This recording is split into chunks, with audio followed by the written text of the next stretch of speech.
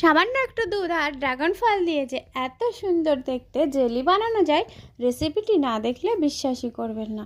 তাহলে আজকের এই সুন্দর দেখতে জেলিটি কিভাবে বানানো হলো সেই রেসিপিটিই দেখানো যাক।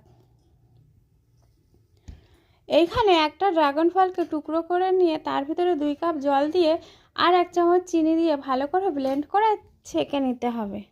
তার ভিতরে কর্নফ্লাওয়ার দিয়ে দিতে হবে 1 কাপ, দিয়ে ভালো করে ঘুটানাটা করে নিয়ে একটু ভিনেগার দিয়ে আবার ছেঁকে নিতে হবে।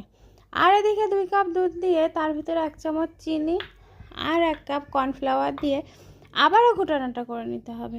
তারপরে গরম জলের ভাপে কন্টেনার দিয়ে প্রথমে ড্রাগন ফলের মিক্সচারটা দিয়ে একটু সিদ্ধ করে নিয়ে তারপরে আবার দুধের মিশ্রণটা দিয়ে দিতে হবে।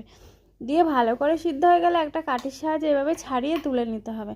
তারপরে গোল রোল বানিয়ে এভাবে কেটে কেটে নিলেই সুন্দর এই জেলিটি তৈরি হয়ে যাবে।